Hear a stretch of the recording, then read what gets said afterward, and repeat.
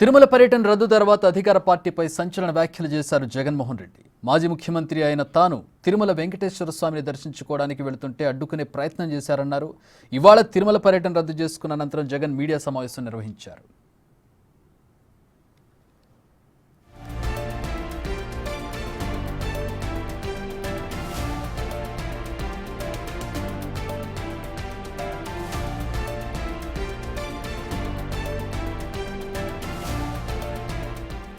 దేవుడి దగ్గరికి వెళ్తుంటే అడ్డుకునే కార్యక్రమాన్ని ఎప్పుడూ చూడలేదని చెప్పారు.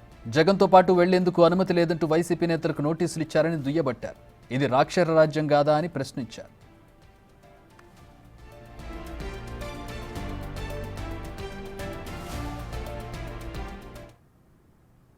ఈ మాదిరిగా వైఎస్ఆర్సీపీకి సంబంధించిన కార్పొరేటర్లకు, ఈ మాదిరిగా వైఎస్ఆర్సీపీకి సంబంధించిన నాయకులకు, ఈ మాదిరిగా వైఎస్ఆర్సీపీకి సంబంధించిన అనేక మంది శ్రేణులకు ఈ మాదిరిగా నోటీసులు ఇవ్వడం,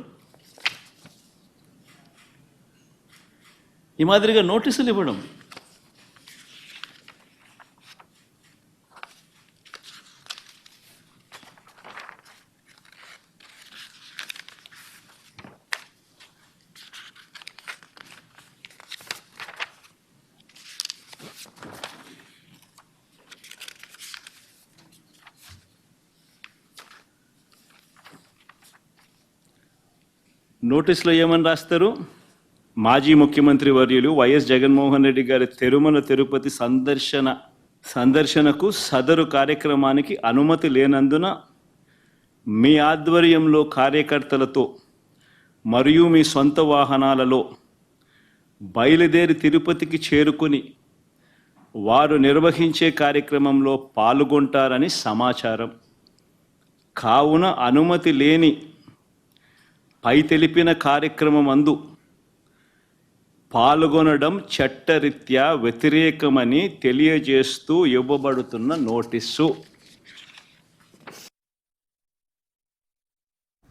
ఈ మాదిరి 100 రోజుల ప్రభుత్వ పాలన వైఫల్యాల నుంచి ప్రజలను డైవర్ట్ చేసేందుకు ప్రయత్నిస్తారంటున్నారు జగన్. మండిపడ్డారు. వైఫల్యాలను డైవర్ట్ చేసేందుకు లడ్డూ అంశాన్ని తెరపైకి తీసుకొచ్చారనేది ఆయన ప్రధానమైన ఆరోపణ.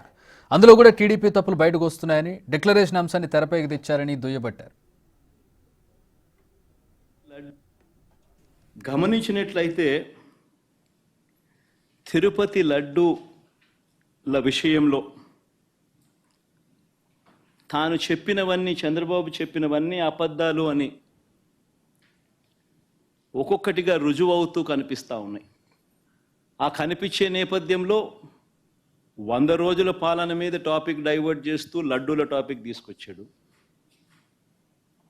ఆ లడ్డూల టాపిక్లో చంద్రబాబు నాయుడు అడ్డగోలుగా తప్పు చేసి గుడి పవిత్రతను దెబ్బతీస్తూ అడ్డగోలుగా దొరికిపోయేసరికి మళ్ళీ ఈ టాపిక్ను డైవర్ట్ చేసేందుకు, లడ్డూల టాపిక్ను డైవర్ట్ చేసేందుకు కొత్తగా ఇప్పుడు డిక్లరేషన్ టాపిక్ తీసుకొచ్చి మళ్ళీ అది ఇంకొక రాజకీయం చేస్తూ ఉన్నారు. ఇతర రాష్ట్రాల నుంచి కూడా బీజేపీ శ్రేణులను పిలిపించారని, ఇది బీజేపీ పెద్దలకు తెలుసో తెలియదో, అంటే కేంద్రంలో ఉన్న పెద్దలకు తెలుసో తెలియదో అని జగన్ అంటున్నారు. తిరుమలకు అనుమతి లేదంటున్నారని, మాజీ సీఎంకు స్వామిని దర్శించుకునే హక్కు కూడా లేదా అని ప్రశ్నించారు జగన్. చుట్టుపక్కల రాష్ట్రాల నుంచి కూడా బీజేపీ వాళ్ళని తప్పిస్తున్నారు. మరి బీజేపీ పై వాళ్ళకు తెలుసో తెలియదో నాకైతే తెలియదు, కానీ చుట్టుపక్కల వాళ్ళ దగ్గర నుంచి కూడా బీజేపీ వాళ్ళని కూడా అక్కడికి రప్పిస్తున్నారు. కొన్ని వేల మంది పోలీసులు అక్కడ మోహరించినట్టుగా చూపిస్తూ ఉన్నారు. తిరుమల లడ్డూలో జంతువుల కొవ్వు కలిసిందని తప్పుడు ప్రచారం చేస్తున్నారని మండిపడ్డారు. అడ్డగోలుగా తప్పుడు ప్రచారం చేసి దేవుడి పవిత్రతను దెబ్బతీశారని దుయ్యబట్టారు. రాజకీయ దురుద్దేశంతోనే జంతు కొవ్వు కలిసిందని ప్రచారం చేశారన్నారు. తిరుమల లడ్డు విశిష్టతను దెబ్బతీస్తున్నారని ఆవేదన వ్యక్తం చేశారు. చంద్రబాబు అబద్ధాలను ఆధారాలతో సహా నిరూపిస్తామని చెప్పారు. స్వామివారి ప్రసాదము విశిష్టతను, తిరుమల తిరుపతి దేవస్థానం పేరు ప్రఖ్యాతలను రాజకీయ దుర్బుద్ధితో, ఐ రిపీట్ దిస్ వర్డ్, రాజకీయ దుర్బుద్ధితో జంతువుల కొవ్వుతో లడ్లు తయారీ అయినట్టుగా, ఒక జరగని విషయాన్ని జరిగినట్టుగా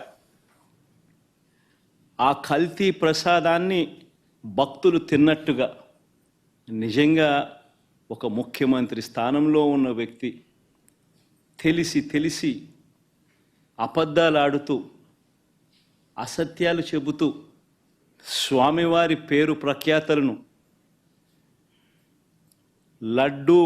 తిరుపతి లడ్డు విశిష్టతను దగ్గరుండి అపవిత్రం చేసే కార్యక్రమం సాక్షాత్తు ఒక ముఖ్యమంత్రి చేస్తూ ఉంటే, ఇంతకన్నా దారుణం ఎక్కడైనా ఉంటుందా, ఇంతకన్నా అధర్మం ఎక్కడైనా ఉంటుందా అని ఆలోచన చేయమని అడుగుతా ఉన్నా. అయితే ఇక తప్పులు చేయలేని విధంగా టీటీడీ వ్యవస్థ ఉంటుందని జగన్ చెప్పారు. ప్రసిద్ధిగాంచిన వ్యక్తులే టీటీడీ బోర్డులో ఉంటారని, వారే నిర్ణయాలు తీసుకుంటారన్నారు. టీటీడీ టెండర్ల ప్రక్రియలో బోర్డుకు ప్రమేయం ఉండదని చెప్పారు. టెండర్లలో తక్కువ కోట్ చేసిన వారికి ఆర్డర్లు ఇస్తారని తెలిపారు. టీటీడీ చరిత్రలో తొలిసారి లడ్డూ శాంపిల్ను గుజరాత్లో ల్యాబ్కు పంపించారన్నారు. మామూలుగా ఈ టెండర్ల ప్రక్రియ, మామూలుగా ఈ తిరుపతి లడ్డుకు సంబంధించిన ఇవి కొనుగోలు చేసే నెయ్యి కానీ, ఈ పదార్థాలు కానీ కొనుగోలు చేసే ఈ కార్యక్రమం 6 నెలలకు ఒకసారి జరుగుతూ ఉంటుంది. తిరుపతిలో నెయ్యి కొనుగోలు చేసే కార్యక్రమం ప్రతి 6 నెలలకు ఒకసారి రొటీన్గా జరిగే కార్యక్రమం. దీనికి సంబంధించి దశాబ్దాలుగా జరుగుతూ ఉన్న కార్యక్రమం ఇది. ఇదేదో కొత్తగా ఒకరి వల్ల ఇప్పుడు జరుగుతూ ఉన్న కార్యక్రమం కాదు ఇది. 6 నెలలకు ఒకసారి ఈ టెండర్లు పిలుస్తారు. 6 నెలలకు ఒకసారి ఈ టెండర్ల ద్వారా ఎవరైనా కూడా క్వాలిఫై అయితే ఎవరైనా కూడా పార్టిసిపేట్ చేయొచ్చు. ఈ క్వాలిఫికేషన్ క్రైటీరియా కూడా ఇప్పుడు ఏదో కొత్తగా పెట్టినవి అంతకన్నా కాదు. ఇవన్నీ రొటీన్గా దశాబ్దాలుగా జరుగుతూ ఉండేటివి. తిరుపతి లడ్డు అంటే విశిష్టత ఉంది. వాళ్ళు తిరుపతి లడ్డు అని అంటే, నా చిన్నప్పటి నుంచి కూడా తిరుపతి లడ్డు అని అంటే ఒక విశిష్టతగా దాన్ని చూసే పరిస్థితి. దాంట్లో ఉన్న టేస్టు వేరే లడ్లలో ఉండని టేస్ట్. ఇది మనందరికీ కూడా చిన్నతనం నుంచి మనమంతా కూడా చూస్తూనే ఉన్నాం. దశాబ్దాలుగా ఈ ప్రక్రియ జరుగుతూ ఉంది తిరుపతిలో. అలాంటి ఈ ప్రక్రియ ఒకసారి గమనించినట్లయితే, అదే ప్రక్రియలో భాగంగా ప్రతి 6 నెలలకు ఒకసారి టెండర్లు పిలిచే కార్యక్రమం జరుగుతుంది. టెండర్లలో ఎవరైనా క్వాలిఫై అయిన వాళ్ళు ఎవరైనా పార్టిసిపేట్ చేయొచ్చు. ఆ క్వాలిఫై అయిన వాళ్ళల్లో L1 ఎవరికైతే వస్తుందో, తక్కువ రేటు ఎవరైతే కోట్ చేస్తారో వాళ్ళకు న్యాచురల్గా టీటీడీ బోర్డు టెండర్ను అప్రూవ్ చేస్తుంది. ఇది ఒక రొటీన్ ప్రక్రియ. దీంట్లో గవర్నమెంట్కి సంబంధమే ఉండదు వాస్తవం చెప్పాలంటే.